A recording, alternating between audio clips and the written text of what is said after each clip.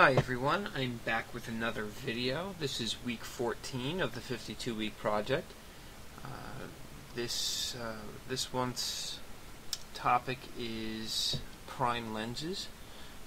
Unfortunately, I do not own a prime lens. I think I mentioned this in my last video. So I elected to set my focal length at 50 millimeters, and that's what I'll be leaving it at throughout the remainder of the month. So I guess I'll just get started on this. I didn't tag a keyword on this here, so I actually have it set up. This is just for my purposes, so I'm able to quickly find them. I keyword all of my images, as you can see. A bunch of different types of keywords in here.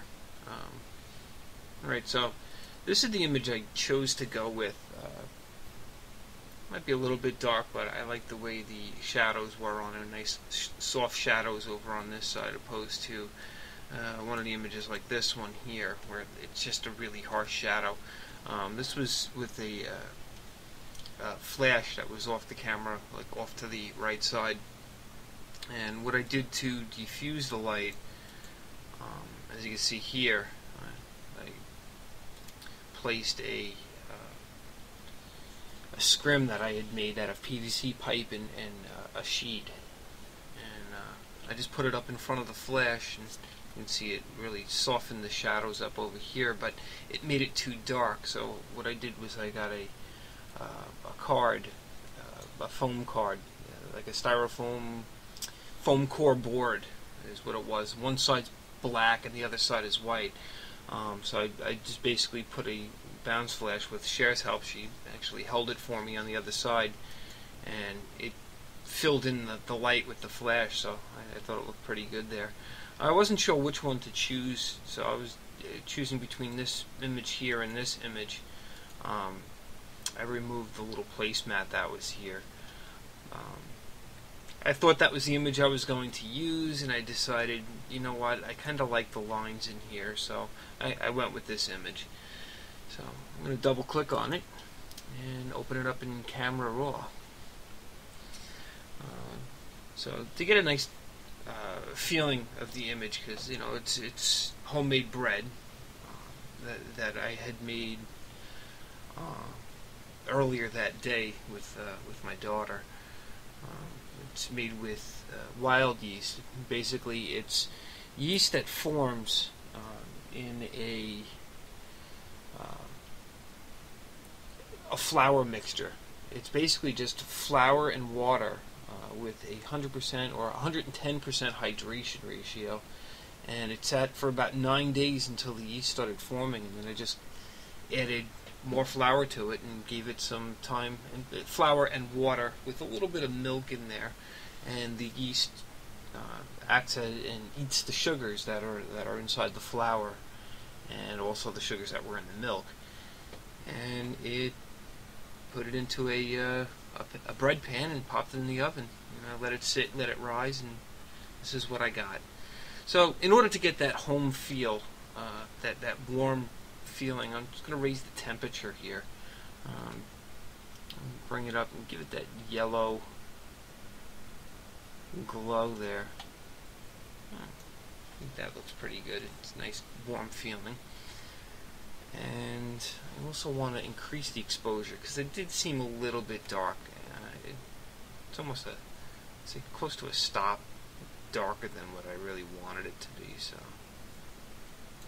I think that looks pretty good right there. Temperature maybe a little bit too yellow. Move it down just a little bit. And that's pretty much it. I mean, I don't think there's too much I need to do with this. I'm just going to bring it into Photoshop now. This is going to be a pretty short video, because I don't see much to do with it. I think I did pretty much everything correct inside camera. So what I'm going to do is I'm going to create a new layer here. Alt click on the new layer icon and just write in heal. Name it heal. Because what I'm going to do is use the healing brush, which you can see right here. You can hit J. I believe that's a shortcut. Yeah, J. This is a spot healing brush. And I'm going to have content aware selected and sample all layers. The method is, or the mode is going to be normal. What I want to do, making sure the heal layer is correct, selected. I'm just going to zoom in. And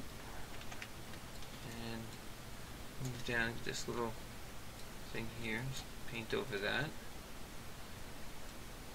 And I'm going to clean up these little bits of crumbs here, which this bread is pretty crumbly, but at the same time very moist. It was good. I enjoyed it. And clean up this little bit in here. I don't like how that came out. Clean that right there. I'm just going to go around the board here and clean up some spots that I see. Some things I don't like. There. And look at this cloth. See if there's anything on there I didn't like. The crust was actually pretty soft. You can see there's some blistering going on there because I sprayed it with water because I didn't want it to be this hard, really hard crust. So it did get a little blistering. It may not be the prettiest looking bread, but it was pretty tasty. This is a video in Photoshop, and all I'm talking about is how yummy my bread was.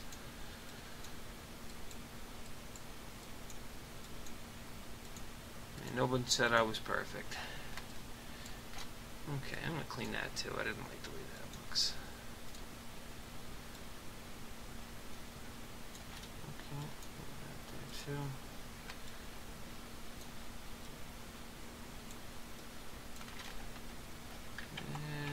Back off. Okay, and I think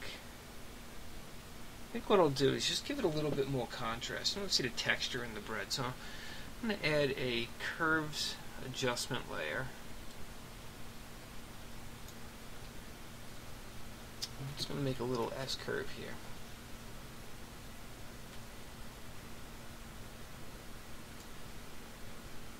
Bring this down just a little bit there.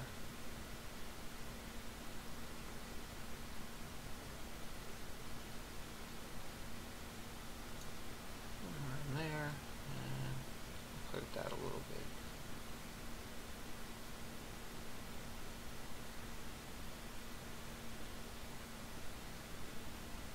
Yeah, I think that looks good. And now you can see it did a little bit to the color of it. So what I'm going to do is set this to luminosity so it affects only the bright lights and darks inside the image, and turn it on and off. You see it just gives it a little bit of a punch. You see a little bit more texture in this area and here. So, and that is it. Really don't see anything more to do with the image. I'll go to full screen. Why is it doing that? That should not be doing that. There we go. And fill the screen with it. And there we go. There is some moist and delicious bread. Alright guys, I'll see you next week.